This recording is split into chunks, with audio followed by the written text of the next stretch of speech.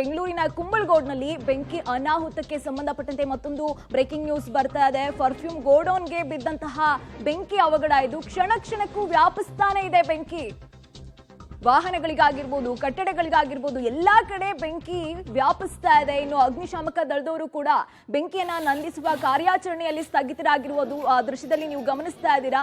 ಅಗ್ನಿಶಾಮಕ ದಳದವರು ಕೂಡ ಅಲ್ಲಿಗೆ ಹೋಗಿದ್ದಾರೆ, ಬೆಂಕಿ ನಂದಿಸುವ ಕೆಲಸದಲ್ಲಿ ತೊಡಗ್ತಾ ಇದ್ದಾರೆ. ಅಂದ್ರೆ ಬೆಂಕಿ ಜಾಸ್ತಿ ಪ್ರಮಾಣದಲ್ಲಿ ಆವರಿಸ್ತಾ ಇದೆ. ಗಮನಿಸ್ತಾ ಇದ್ದೀರಾ ಯಾವ ರೀತಿಯಾಗಿ ದಟ್ಟ ಹೊಗೆ ಅಲ್ಲಿ ಆವರಿಸ್ತಾ ಇದೆ ಅನ್ನೋದನ್ನ. ಬೆಂಗಳೂರಿನ ಕುಂಬಳಗೋಡ್ನಲ್ಲಿ ಈ ಬೆಂಕಿ ಅನಾಹುತ ಸಂಭವಿಸಿರುವಂತದ್ದು.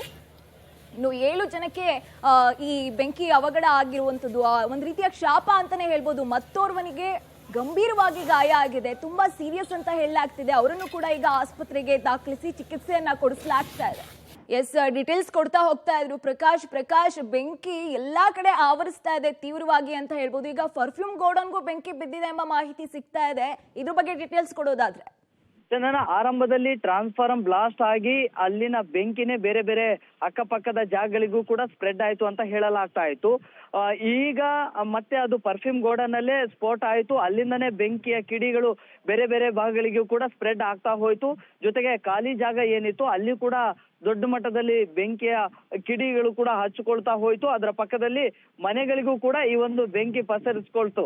ಸೊ ಹೀಗೆ ಒನ್ ಬೈ ಒನ್ ದೊಡ್ಡ ಮಟ್ಟದಲ್ಲಿ ಇದೀಗ ಬೆಂಕಿ ಕೂಡ ಆವರಿಸಿಕೊಂಡಿದೆ. ಅದನ್ನ ನಂದಿಸೋದಕ್ಕೂ ಕೂಡ ತುಂಬಾ ಅಗ್ನಿಶಾಮಕ ದಳ ಸಿಬ್ಬಂದಿಗಳು ಕೂಡ ಹರಸಾಹಸವನ್ನ ಮಾಡ್ತಾ ಇದ್ದಾರೆ. ಅಸಲಿಗೆ ಆರಂಭದಲ್ಲಿ ಏನಾಯ್ತು, ಬೆಂಕಿಯ ಮೂಲ ಎಲ್ಲಿಂದ ಬಂತು ಅನ್ನುವಂಥದ್ದನ್ನ ಅದನ್ನ ಪತ್ತೆ ಹಚ್ಚೋದಕ್ಕೂ ಸ್ಥಳೀಯರಿಗೂ ಕೂಡ ಆಗ್ಲಿಲ್ಲ. ಏಕಾಏಕಿಯಾಗಿ ದಿಢೀರನೆ ದೊಡ್ಡ ಮಟ್ಟದಲ್ಲಿ ಬೆಂಕಿ ವ್ಯಾಪಿಸ್ಕೊಂಡಿರೋದ್ರಿಂದ ಸೊ ಎಲ್ಲಿ ಹೇಗೆ ಹೋಗಿ ಅದನ್ನ ನಂದಿಸ್ಬೇಕು ಅನ್ನುವಂಥದ್ದು ವಿವೇಚನೆ ಕೂಡ ಜನರಿಗೆ ಸಿಗ್ತಾ ಇರ್ಲಿಲ್ಲ. ಅಷ್ಟು ದೊಡ್ಡ ಮಟ್ಟದಲ್ಲಿ ಅಕ್ಕಪಕ್ಕದ ಮನೆಗಳಿಗೂ ಕೂಡ ವ್ಯಾಪಿಸ್ತು, ಅಲ್ಲಿದ್ದಂತ ಗೋಡನಿಗೆ, ಜೊತೆಗೆ ಖಾಲಿ ಜಾಗಗಳಿಗೂ ಹೀಗೆ ಹಂತವಾಗಿ ವ್ಯಾಪಿಸ್ತಾ ಹೋಯ್ತು. ಅದನ್ನ ನಿಯಂತ್ರಣಕ್ಕೆ ತೆಗೆದುಕೊಳ್ಳುವಂತಹ ಯಾವ ಕೆಲಸ ಕೂಡ ಆರಂಭದಲ್ಲಿ ಆಗ್ಲಿಲ್ಲ. ಸೊ ಕೂಡಲೇ 2 ಅಗ್ನಿಶಾಮಕ ದಳ ವಾಹನಗಳು ಕೂಡ ಸ್ಥಳಕ್ಕೆ ಬಂದು ಅವ್ರಿಗೂ ಕೂಡ ಆರಂಭದಲ್ಲಿ ಕಂಟ್ರೋಲ್ಗೆ ತೆಗೆದುಕೊಳ್ಳೋದಕ್ಕೆ ಆಗ್ಲಿಲ್ಲ. ಸೊ ಹಂತವಾಗಿ ಈಗ ನಿಧಾನಕ್ಕೆ ಬೆಂಕಿಯನ್ನ ನಂದಿಸುವಂತ ಕೆಲಸ ಕೂಡ ಆಗ್ತಾ ಇದೆ.